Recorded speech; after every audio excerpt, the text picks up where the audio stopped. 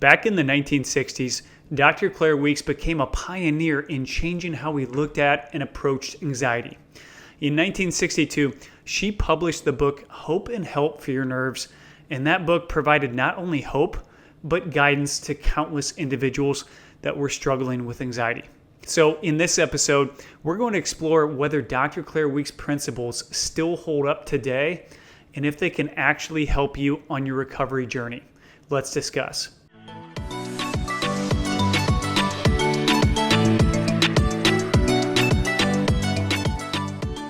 Hey friend, welcome back to Fearless Anxiety. I'm your host, Peter Wessels. Before we dive into Dr. Claire Weekes' work, I want you to know that you're not alone. I have been exactly where you are in this moment. I suffered from severe anxiety for nearly 2 years, and it was the 2 worst years of my life. In fact, I wouldn't wish that type of suffering on anyone. I had panic attacks, waves of anxiety, derealization, head fog. You name it, I had it. If you're experiencing any of these, I want you to know that there is a way out. You don't have to continue to battle and suffer with anxiety for the rest of your life. So what I've done is I've put the exact framework that I use to recover in the link below. It's called the 5-Step Cure to Anxiety and Panic Attacks, and it's completely free. It's going to break down how you desensitize your nervous system and get back to feeling normal. All right, when Dr. Claire Weekes' book, Hope and Help for Your Nerves, was first published, it became kind of this beacon of light for many who were suffering with anxiety. What made her approach so revolutionary was its simplicity. Instead of viewing anxiety as something that needed to be defeated or fought against, she instead encouraged a counterintuitive and a more gentle approach. In the book, Dr. Claire Weekes outlined 4 principles that she believed were essential for recovering from anxiety. Those principles were face, accept, float, and let time pass. Let's take a closer look at each of these principles. Number 1, face. Dr. Claire Weekes emphasized the importance of facing your anxiety rather than avoiding it.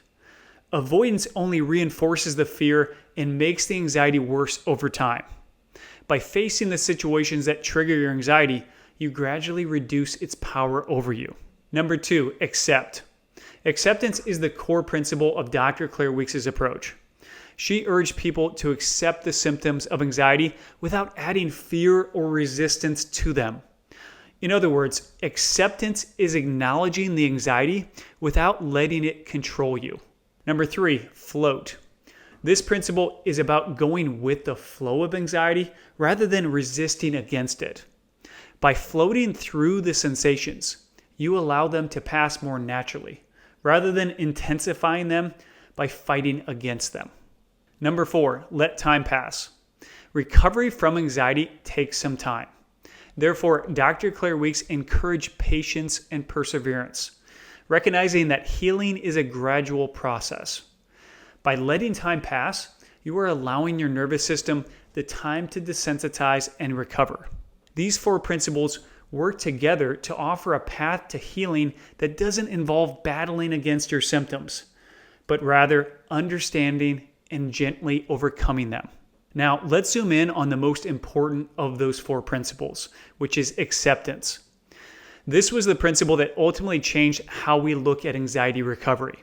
In the book, Dr. Claire Weekes described acceptance as the act of acknowledging your anxiety without reacting to it. She advocated that you need to recognize the sensations and feelings that come with anxiety as your body's natural protective response. This is a really key point, but in order to accept anxiety, you first have to understand why you're experiencing anxiety. Because you cannot recover until you know why you're experiencing all of these strange symptoms. Now, the reason you're experiencing anxiety is because your body's protective response, which is also called the fight or flight response, is engaging when it's not necessary. In other words, your body is triggering your fight or flight response when you're not in any actual danger. So you're being flooded with adrenaline and stress hormones because your body is preparing to fight or flee a threat that isn't actually there. That and that alone is why you're experiencing all these sensations. It is these stress hormones that are creating your panic attacks, waves of anxiety, heart palpitations, derealization, and everything else. Okay, back to Dr. Weeks advocating for acceptance. Why is she advocating acceptance, and why is it such an important principle? Well, it comes down to how we currently respond to anxiety. See, every person who has developed a problem with anxiety does the exact same thing. When we experience anxiety, the anxiety and its sensations feel harmful. So what we do is we tense up and we resist against it. We try to protect ourselves through resistance. In other words, we feel our anxiety coming on and we try to protect ourselves by tensing up. The problem with that, though, is when you resist against anxiety, you're actually sending a signal to your brain that you're in danger. And what does your brain do when it believes you're in danger? It again triggers your fight or flight response, and that gives you even more anxiety. So, in other words, what I'm saying is that by responding to anxiety with resistance, you are making the sensations of your anxiety even more intense. The unfortunate reality is that this creates a vicious cycle. Because here's what happens. You experience anxiety, you resist and become tense, and that causes you to experience even more intense anxiety. Do you see how that can just make you go around and around in this cycle of anxiety? Well, Dr. Claire Weeks was advocating acceptance in order to break this cycle. And she was right. By not resisting and instead accepting the sensations, you're signaling to your body that there's no real danger. Over time, what happens is that your brain learns that anxiety is not harmful and it's not dangerous. And your nervous system gradually calms down and desensitizes. That is a huge component of recovery. But to be honest, I am not an advocate of simple acceptance. Why? Because for many people, acceptance doesn't make the necessary mindset shift to truly release all the resistance and allow anxiety in. Instead, I find that many anxiety sufferers will try to use acceptance as an action step. They'll start to feel anxious and tell themselves to accept anxiety in hopes that it will go away. But that doesn't work. In fact, it completely defeats the entire concept of acceptance. So instead, a big component of how I personally recovered and how all my clients recover is by surrendering to anxiety. So for those of you new to the channel, surrendering to anxiety is step number 1 of the Fearless approach that I teach. And you can learn more about it by clicking the link below.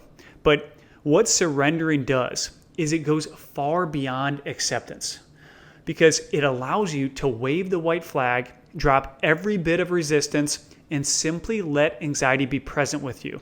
Surrendering can't be implemented as an action step like acceptance can, because surrendering has a completely different meaning.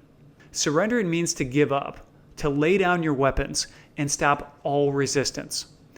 And that is what I advocate, because it is one of the biggest keys to recovery. Remember, you don't need to fight or resist against anxiety, because what you're doing is you're fighting against yourself. Anxiety is just your body's own protective response. It's an overactive fight or flight response, so you don't need to defend yourself from it. All right, I expect the idea of surrendering to your anxiety to sound a bit scary. That's normal, because your anxiety can seem harmful. And I know that as well as anybody. I mean, I felt like I was endlessly being tortured by my anxiety. But what happens is when you switch to surrendering to your anxiety, your perception begins to change. These once harmful sensations become just sensations. You start to see them as simply feelings, and you recognize them as nothing more than your body in a defensive and ultra-protective state. Okay, to be clear, surrendering to your anxiety doesn't make your sensations immediately go away. In fact, initially, they won't even make your sensations less intense. Instead, what surrendering is going to do is it's going to allow you to react to anxiety in the right way. And it's going to give your nervous system the time it needs to calm down and desensitize. That's the key. And what you're going to find is that your symptoms are going to gradually get less and less intense. And then one day, all your sensations and symptoms will be completely gone. Now, of course, there is more to it than just surrendering to your anxiety. And that's why I've put the whole process in the link below. If you have any questions, put them in the comments and I'll be sure to get back to you. And please hit the like button and the subscribe button on the way out. You'd be doing me a huge favor. I'll see you on the next episode.